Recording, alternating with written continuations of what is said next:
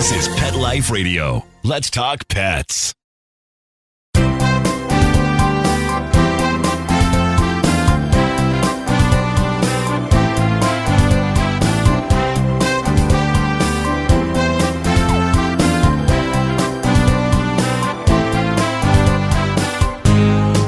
And welcome. You're here live today with Dr. Jeff Werber, your host for the next 30 minutes here on Pet Life Radio's Ask the Vets with Dr. Jeff.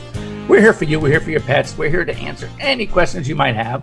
And we are obviously hearing a lot about COVID, so don't be shy. And if you want to get a hold of us, very easy to do. The good old-fashioned way, pick up the phone, 877-385-8882. Once again, 877-385-8882. Or better yet, you can go online to PetLifeRadio.com, click on shows, scroll down to Ask the Vets with Dr. Jeff, and there will be a link left to you by Mark, our producer. Click on the link and you can join us here live. And today we have a very special guest. I sometimes like to bring on guests, and this one is just a terrific guy. And for those of you who I'm sure know, we have to go back many years when I was in vet school, and I was the obnoxious hotshot. And I had a mentor who said to me, she was Dr. Barb Kitchell, phenomenal, smart. I mean, this gal, she's double boarded in internal medicine and oncology. And then for just fun, she then went to Stanford for a PhD in comparative oncology. So we're talking brains here. And she said to me, Jeff, don't forget, you know your stuff, you're good. But let me tell you something. Every 5 years, half of what was known as gospel is obsolete. So what does that mean? She says, don't think you know it all, because in 5 years from now, you're not going to know anything. So what it means is we need to stay on top of things. We need to read our journals. And most importantly, one of my favorite ways to get CE is to go to conferences. And one of my favorite conferences, now remember, I'm here in the West, I'm in California, and I kind of grew up as a young veterinarian at the Western Veterinary Conference. And then I started giving a lecture at the NAVC. This is formerly the Eastern States Veterinary Conference, North American Veterinary Conference. It is continuing to grow. And I said, oh my God, this is a conference. Now, I mean, nothing about any of the other. I still go to the others, many of them. But man, this one was the best. And now it's VMX.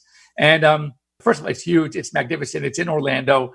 Nothing wrong with going to Orlando. It's a lot of fun. A lot of families come as well. But I will tell you that I learn so much. The problem is with these conferences, there are possibly too many sessions that you're sitting there and you see one you really want to go to, and then you see another one and you look at the time slot. Oh my God, it's the same time slot. Now what? So now that's covered as well. So we have our guest here is Gene O'Neill. Gene has been involved with NAVC for many years, and he was just named the CEO, Chief Executive Officer. Apparently, it was a no-brainer to have him step in and fill those shoes. And I just to show what he's done already in the short period of time. So NAVC was, like many others, was a conference. It was an annual conference. It was great, and it still is. But now he has a media division that is the industry's largest trade publisher, an online news station, a certification program, service groups supporting smaller veterinary associations, and an online recruiting tool, and something they've just instituted, which I love, and that is having a virtual conference. So when you have those two conflicting seminars, no problem anymore. So anyway, Gene, welcome. Oh, thanks for having me, Dr. Jeff. It's a pleasure to be here today. And so tell me, this must be fun for you. I mean, before you got into the veterinary world, I was curious because whenever you have these chief executive officers, you're a business guy. And it's so interesting to join or come into the crazy world of pets and vets and trying to teach vets business and have them to adopt something that makes business sense is not very easy. Trust me, I know. How did you do it? So just a little bit about my background. I'm a business guy. So accountant by trade. So just to let your viewers know, I'm not a veterinarian, although I have picked up a lot of the nuances of the veterinary industry. So I speak to some of the topics, but if you want more in-depth scientific knowledge about it, we have the experts. You can go online and find that out. But essentially, I'm an accountant by trade. I was fortunate enough to step into a role of the CFO here at NAVC about 7 years ago and really learned the industry. But it's not unlike other industries that I've been in. I did spend about 10 years with the SeaWorld parks. So animal lover, yes, my whole life I've been an animal lover. This one seemed to pique my interest and curiosity. and really is exciting for me because I get to see the passion on a daily basis from all of our community and how they really reach out to make the lives of their pets longer and healthier and a better quality of life. So it was an easy step for me to take. It was a good role for me to step into. So just looking forward to doing some pretty good things, better than what we've done in the past, and really a lot of opportunities to take advantage of. Oh, absolutely. First of all, with the media, with the fact that there's so much technology now. So, let's talk for a minute about, because I know this is the hallmark of NAVC, is the VMX. And again, to watch it grow, I remember back in the days where we were at the Marriott World Mark, right? And then we split it and had to do half at the Marriott, half at the Gaylord. And that was kind of uncomfortable because, who wanted to be at the older, smaller exhibit hall, right? And it was so hard to get from one to another. If you're looking at your sessions, oftentimes you would give up a session because you didn't want to get on that bus and travel the few minutes from the Marriott to the Gaylord or vice versa. Though the scene at the Marriott bar, that was still unprecedented. The truth be told here. Yeah. But now we're at the actual convention center, which is just a monstrosity. So how have you seen this trend, and what do you attribute it to? So you're right. It is overwhelming, especially for those that come for the first time. Just taking it back to when NAVC started 35 years ago, it started as a roundtable of professors from the University of Florida, just meeting once a week, and then they expanded and expanded. So you see where we've come in a really relatively short period of time. When I came on in 2013, the event, as you said, was split between the Marriott World Center and the Gaylord. A little confusing at times for attendees, which session to go to, how to get there in time, when you have to take a bus, different exhibitors and different exhibit halls. It wasn't really as smooth an experience as we would have liked. That's why we made the big move to one campus under one roof. But I can tell you that when you do get there, I was as overwhelmed to see it for the first time. We did it a few years back when we opened it up at the convention center. It really is monstrous, and and we get a lot of positive feedback about it. Though the attendees like the fact that they can stay under one roof and just walk the aisles and talk to their favorite exhibitors and attend all their sessions under one roof. VMX is right now, you have the opportunity to attend over 1,000 CE hours. So like you said, if you miss one, chances are you can catch something similar or maybe a repeat of it later on in the week. We have over 750 exhibitors that you can visit. So it really is a great experience for those who have not seen it. There are a lot of CE opportunities out there, a lot of conferences out there, but this by far and away, it's the world's largest continuing educational event in the world. So if you want to see something like that as an event, you should see it. And like you said, there's nothing wrong with visiting Orlando in January. First of all, it is great. And you mentioned the exhibitors. And I have to tell you, as a practicing veterinarian, you learn a lot. We can learn a lot from exhibitors because exhibitors, whether it's a product, whether it's a service, whether, it's a new test, it's equipment, they know so much. And, again, there's so much, it's almost, I wouldn't say impossible, but it's very difficult for a general practice veterinarian to really stay on top of things unless you attend these conferences. Yes, you can read your journals and you can stay on top of the science and the medicine, but there's a lot more to practice. And just the practice management seminars and the design seminars. There's so many things that we can learn. And when I go to these things, I always come out rejuvenated. Not that everything I have my list to say, okay, we're going to start this, we're going to do this, we're going to do this. Do I end up doing right away? But at least I tried. And you always come away with, wonderful bits of information. And I think the exhibitors like it too. You think it's the time of year, there are a lot of conferences going on and they got to go from one to another, but I don't hear many complaints about VMX. No, and one of the good things that we have the advantage of, Jeff, is that we kick off the year for the whole veterinary industry. So, budgets are fresh. The large companies that are showcasing new products or new pharmaceuticals, this is where it all happens. So it's really the launch pad for all the new innovation. We even have a section set up for those new products that come out. So if you want to focus on what's new in the industry when it comes to a service, a product, or a pharmaceutical, then they can do that because it's isolated to that extent. So there's so many ways that you can keep up with the new innovation and technologies, from the sessions, the hands-on workshops. And these aren't things that when you get home, you put on the shelf. These are things that you can start to implement right away. And that's what we take pride in, the fact of having that almost, instantaneous use of the education that we provide. You go back and you can put it in practice, as you said, right away. I went by at the VMX, I went by the virtual expo hall, and I was floored. Let's talk about that. Just so everybody knows, you can actually be sitting on your computer, as we are now, if you're joining us here live on Pet Life Radio's Ask the Vets with Dr. Jeff, and you can actually be in the exhibit hall. You can go booth to booth. You can talk to people. It is amazing. This guy who set it up was just, I was so impressed. So can you tell us a bit about that VMX Virtual? Sure. So this is, and I like to say that we were, very prescient when it came to establishing this new product. About a year and a half ago, we started down this path. That's sort of the next phase for conferences, for learning, is going to be virtual. And I think what you're seeing now during this pandemic is it coming to fruition. Everyone is seeing that, the way we're going to communicate in the future is going to be a lot through online learning and virtual stuff. So VMX Virtual really replicates what we have at VMX for all the exhibitors, where you can visit your favorite exhibitor, an exhibitor you want to learn more about with new products. You can click on their new products. You can click on, making an appointment to speak to one of their representatives. It's really like being there in person. So this is, I think, going to be a big boon for NAVC and for the industry when it comes to rolling out new products and new services. When you don't have to travel, if travel budgets are cut, if you can't make it for any other reason, you can just log in and be there. So I think this is really going to be the future for a lot of conferences, to have this supplement what you currently have for in-person. I don't think the in-person aspect of it will ever go away.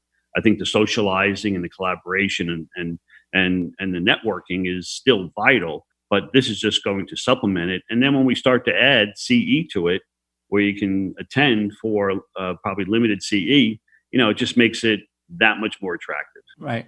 So we get back, I want to talk a bit more about, now you mentioned COVID, the tough times we're having, and where we see virtual medicine, teleconferences, telehealth, telemedicine, etc. So when we come back from our break, which we're going to take right now, don't go away. We're going to talk a little bit more about virtual veterinary medicine in a grand scale, including conferences. And also, I want to chat with you a little bit about One Health Act and Embrace, and just talk about what that's all about. So don't go away. When we come back in just a few minutes, we'll be here with Gene O'Neill, CEO of NAVC, and the guy who's behind this VMX, who is the largest and one of my favorite conferences on the planet. And ever since I started going, I think back in 1985 or 86, whatever it was, I was teaching a class in teaching veterinarians how to do media. So it was a media training class. We did script writing and teleprompter and interviewing and interviewer. And it was great. We ran for a day before the actual conference started. It was extremely well attended. And a lot of media vets out there today are there because of us, which is a really good feeling. Anyway, don't go away. We'll be back after these short messages. When I adopted her, she was a mess. Scabs, itching, licking, missing fur, hot spots, a thin, dull coat. So I take the dog to the vet for the standard run-of-the-mill tests and treatments. No results. I hear your advertisement on the radio. DINOVITE.com. So I get the 5-pound box of Dynovite and the Lico Chops within a 4-week total. Instead of a German Setter, I have a German Shepherd. Sheba is 105 lean pounds of shiny, smooth, happy dog for life because she gets fed Dynovite. And the results, they're just incredibly outstanding. And she loves it. When you rescue a dog, you have to do the right thing. You've got to feed him right for life. Do the Dynovite. Dynovite for life. You won't believe how happy your dog will be. 859-428-1000. DINOVITE.com. Let's talk pets. Let's talk pets On Pet Life Radio. Pet Life Radio. PetLifeRadio.com.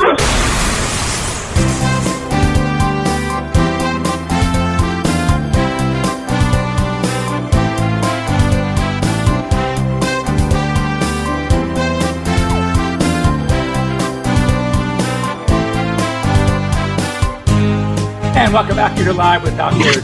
Gerber and King O'Neill from NAVC. So, before the commercial break, we were talking about just virtual medicine, virtual conferences, virtual. I have a telemedicine company that I'm working with, and because of COVID, and you're right, Gene, that people are going to have even if once the travel ban is lifted, I think people are going to still be nervous. And I think this is a great opportunity in general, just to see your veterinarian on telemedicine.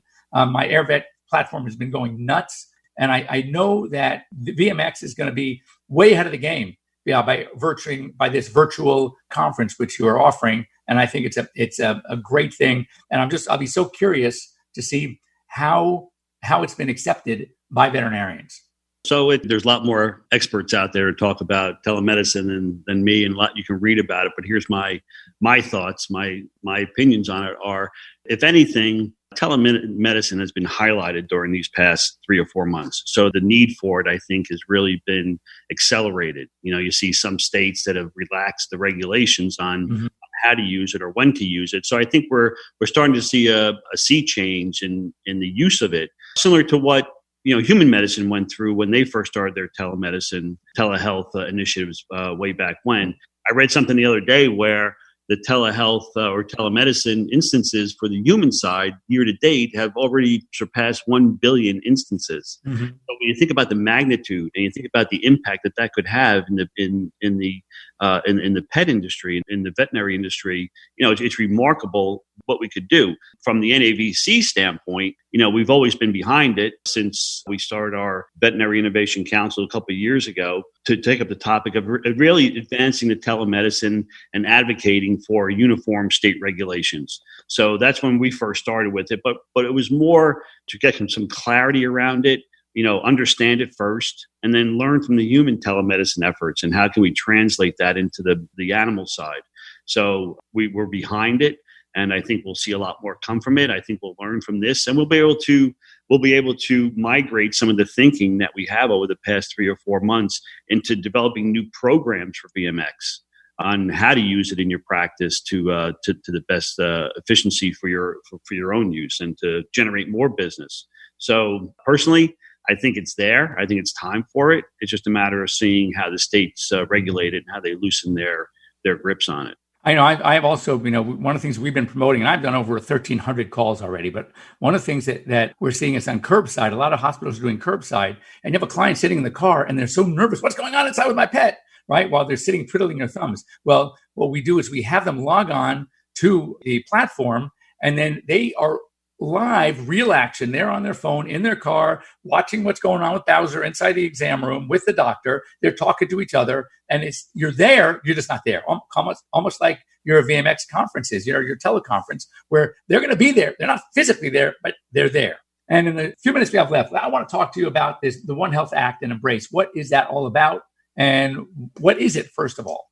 Okay, so let's start with the Embrace. That's sort of our advocacy platform, where we try to get the pet owners involved with becoming advocates for certain topics that are out there being thought about in the governmental sector. So if you have an issue such as the One Health or the PAWS Act, the Puppies Assisting Wounded Service Members that is still being debated, you're able to log on, become an advocate, and contact your local representatives in support of these issues that we're bringing up. The One Health is the hot topic of the day, and we're trying to generate more interest in this. One Health is not a new concept; it's been around, but I think it's getting more recognition now, and it's really just identifying that the health of humans is really closely related to the health of the animals. So NAVC, 3 things that we support for the One Health Act is really the communication, the coordination, and collaboration between these different segments of the government, the Department of Health and Human Services, Department of Agriculture, CDC, getting them talking to one another and sharing communications on how they're addressing certain elements that are happening within the environment. They can talk about the population explosion. You can talk about the migrating of the population. The change in the climate, but trying to get them all to talk together about one specific topic, and this is it. Trying to get them all to just get together and say, here's the approach we're going to take. Let's share information and let's make this a priority for the pets.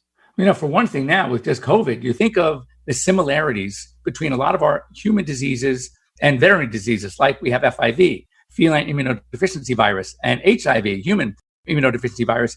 We always say that whoever gets, it's not like a competition, who's going to get to the vaccine or the treatment first. It's how do we work together?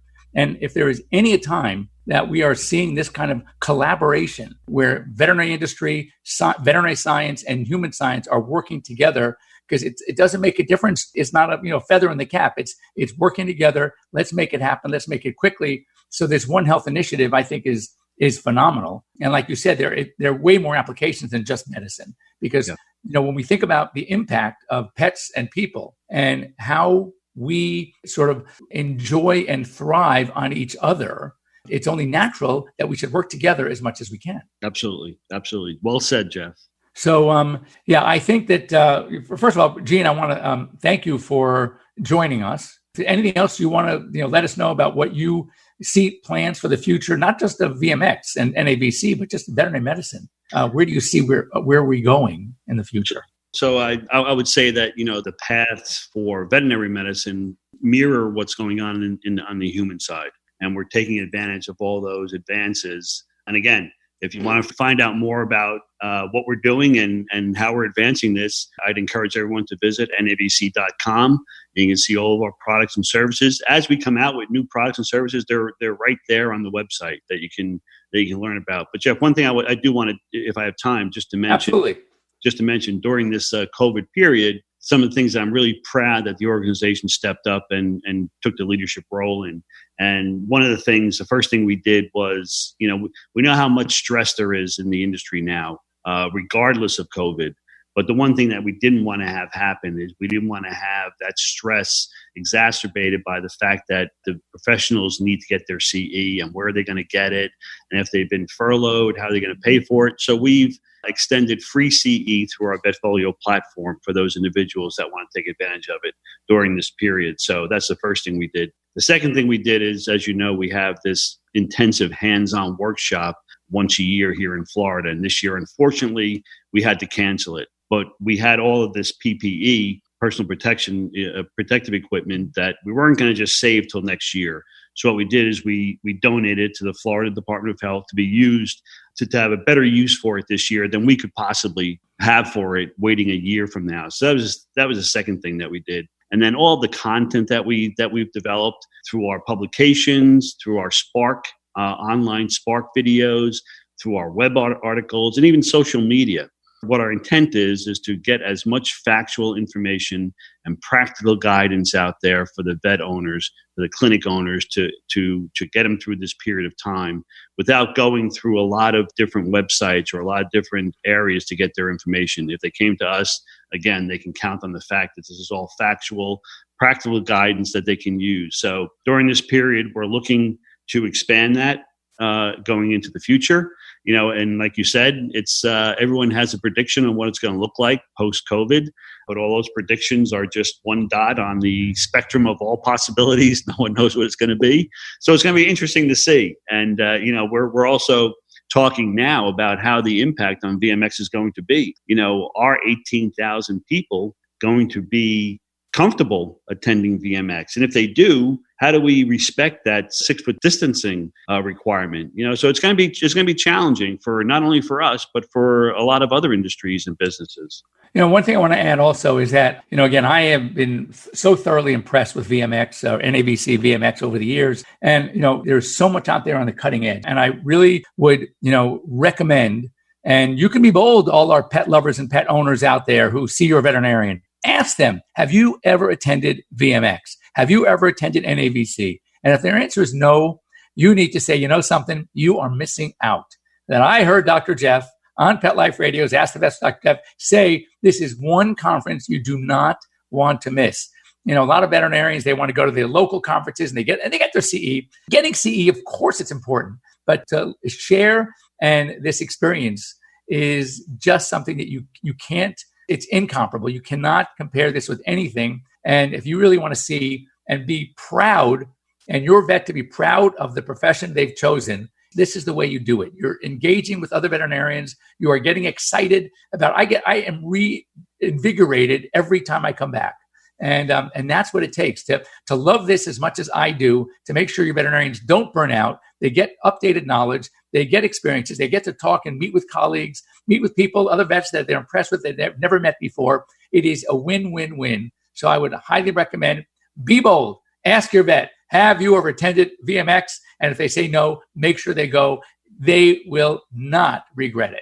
Anyway, thanks for joining us here on Ask the Vets with Dr. Jeff. I want to thank Gene O'Neill, our guest, CEO of NAVC, and I tell you, Gene, I know you're gonna do a great job, and more importantly, you are working with one heck of an organization at NAVC, and just keep it up. I think who knows what the future is going to bring, but I can only guarantee that VMX will be at the forefront of it. So keep it up, and thank you all for joining me. If you have any questions about anything, and since we really wanted this hour to be all about veterinary medicine, you can always reach me at Dr. Jeff at PetLifeRadio.com. You can follow me on Instagram, on Facebook, you name it, I'm there.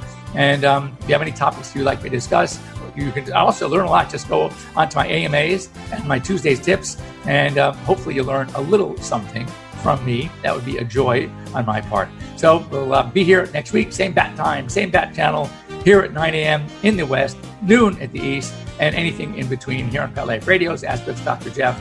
And have a great week, everybody. See you. Let's Talk Pets, every week on demand, only on PetLifeRadio.com.